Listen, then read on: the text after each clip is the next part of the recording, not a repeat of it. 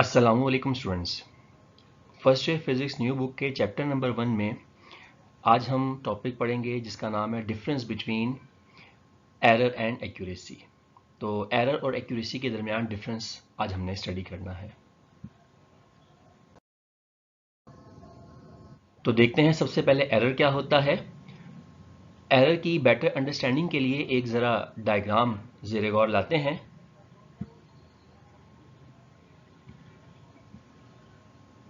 Let's suppose एक block है हमारे पास और इस ब्लॉक का मास है 5 kg।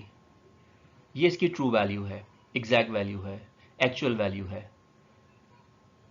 हमने जब इसके मास को मेजर किया तो लेट्स सपोज वो आंसर आया 5.1 kg। ये हमारी मेजर्ड वैल्यू है।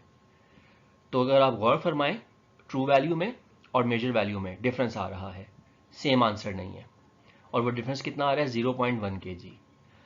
तो ये जो ट्रू वैल्यू और मेजर वैल्यू में डिफरेंस आ रहा है, इस डिफरेंस को नाम दिया जाता है एरर का। तो एरर को हम किस तरीके से डिफाइन करते हैं? ये डिफरेंस है between measured value and true value, इसे हम एरर कहते हैं। तो जो ट्रू वैल्यू है और जो आपने नापी, उन दोनों के दरमियान जो डिफरेंस आएगा उसे हम कहेंगे एरर। इसी इंफॉर्मेशन की बुनियाद पर हम एरर को एक और नाम दे सकते हैं कि ये इनकरेक्ट इंफॉर्मेशन होती है। कैसे? कि जनाब ट्रू वैल्यू 5 kg थी और हम क्या बता रहे हैं 5.1 kg। तो ये इंफॉर्मेशन करेक्ट नहीं है, यहाँ पे एरर है।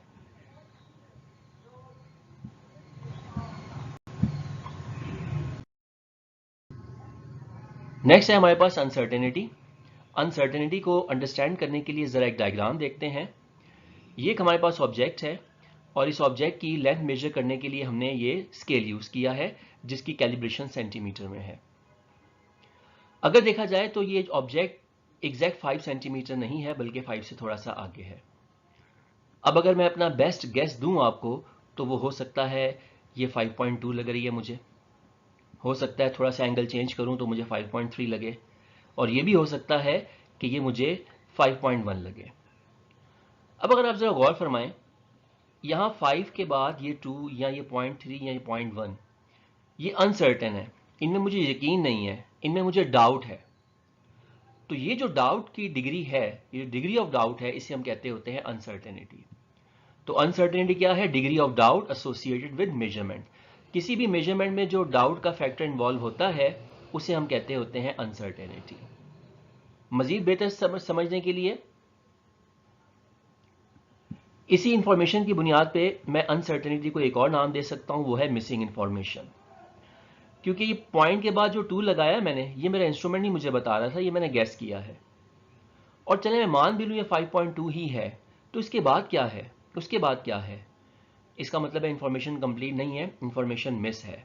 इसीलिए हम अनसर्टेनिटी को एक और नाम देते हैं मिसिंग इंफॉर्मेशन का। अनसर्टेनिटी की बेटर अंडरस्टैंडिंग के लिए मैंने एक ऑब्जेक्ट बनाया। इस ऑब्जेक्ट की लेंथ को मेजर करने के लिए सबसे पहले मैंने मीटर रूल यूज़ किया। मीटर रूल जिसका लीस्ट काउंट होता है 0.1 सेंटीमीटर। इसका मतलब है कि ये डेसिमल के बाद मुझे एक डिजिट शो करेगा। तो लेट सपोज रफली मैंने सपोज कर लिया है इट इज़ अबाउट 2.5 सेंटीमीटर। ये तो हो गया। अब मुझे प्रॉब्लम ये है कि 5 के बाद क्या है नंबर, इसमें मुझे डाउट आ गया है। 5 के बाद 1 है, 2 है, 3 है, इसमें मुझे डाउट आ गया है। तो अब इस डाउट को ख़त्म करने के लिए थोड़ा सा बेहतर इंस्ट्रूमेंट यूज़ करते हैं। तो हमने फैसला किया वर्नियर कैलिपर को यूज़ करने का। वर्नियर कैलिपर का लीस्ट काउंट होता है 0.01 सेंटीमीटर। इसका मतलब हो गया ये 2 डेसिमल प्लेसेस शो करेगा। तो लेट्स सपोज ये जो 2.5 रीडिंग आई थी मीटर रूल से, अब वो आ चुकी है 2.51 सपोज कर रहे हैं हम वर्नियर कैलिपर की मदद से। तो यहाँ 5 के बाद क्या है? मैं अनसर्टेन था। अब 5 के बाद यहाँ 1 आ चुका है, अभी भी मैं अनसर्टेन हूँ कि आया इस 1 के बाद क्या है।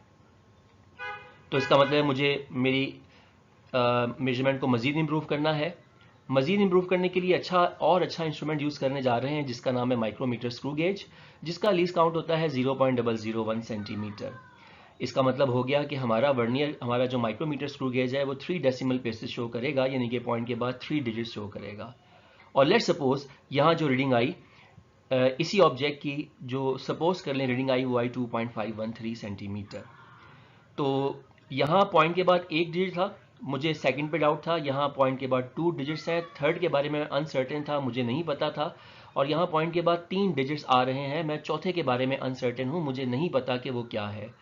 तो इसका मतलब है अनसर्टेनिटी, गैर यकीनियत हमेशा रहेगी, हम श्योर नहीं होंगे, हर बार डिग्री ऑफ डाउट होगा। इसी डिग्री ऑफ डाउट को हम नाम देते होते हैं अनसर्टेनिटी का।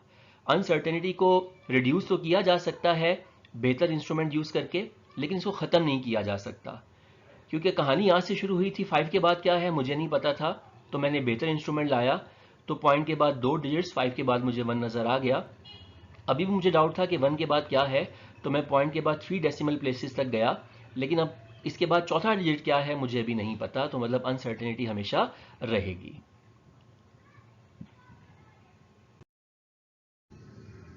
अब अगर हम डिफरेंस लिखने की तरफ आए, एग्जामिनेशन में डिफरेंस लिखने को आ जाएगा, तो मैंने 2 कॉलम बना दिए हैं। पहले 2 पॉइंट्स मैं आपके साथ अभी भी डिस्कस कर चुका हूं। Difference between measured value and actual value, या ट्रू वैल्यू कह लें, या मार्क्ड वैल्यू कह लें, कुछ भी कह सकते हैं आप इसको। तो इन दोनों के दरमियान जो डिफरेंस होता है वो एरर कहलाता है, जबकि degree of doubt associated with measurement is called an uncertainty. किसी भी मेजरमेंट के साथ जो डिग्री ऑफ डाउट है उसे हम कहते होते हैं अनसर्टेनिटी। एरर को मैंने दूसरा नाम दिया था इनकरेक्ट इंफॉर्मेशन, क्योंकि ये सही आंसर नहीं शो कर रहा था।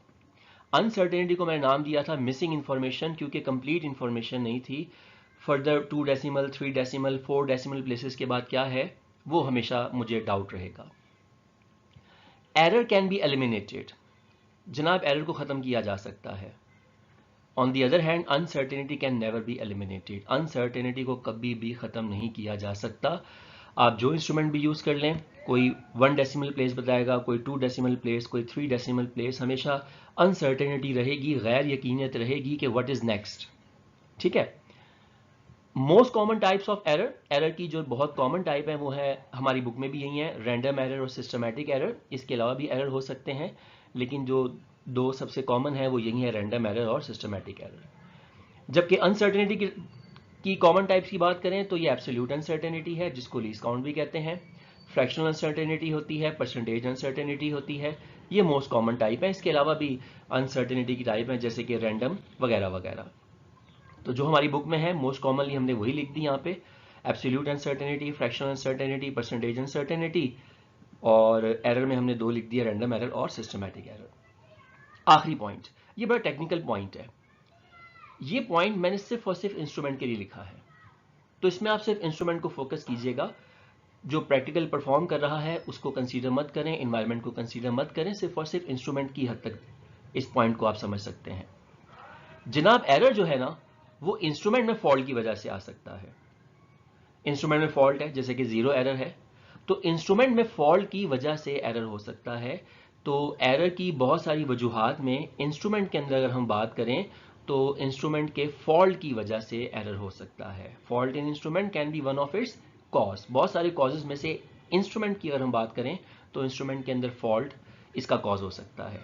जबकि अनसर्टेनिटी की बात करें इंस्ट्रूमेंट की हद तक, ठीक है, तो जो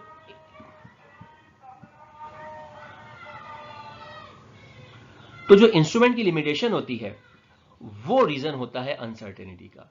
तो सिर्फ अगर इंस्ट्रूमेंट की हद तक बात करेंगे तो अनसर्टेनिटी का कॉज क्या हो सकता है, limitation of instrument is the only cause. तो इंस्ट्रूमेंट के अंदर जो लिमिटेशन है वो पॉइंट के बाद 2 या 3 डिजिट्स नहीं बता पा रहा, ये उसका एक रीजन हो सकता है। तो जो लिमिटेशन है इंस्ट्रूमेंट की ये उसका कॉज हो सकता है। मेरा लेक्चर यहाँ पे खत्म होता है। इंशाल्लाह आपसे बहुत जल्द हाजिर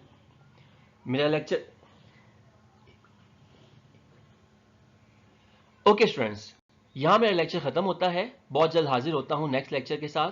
thank you so much, take care, अल्लाह हाफिज।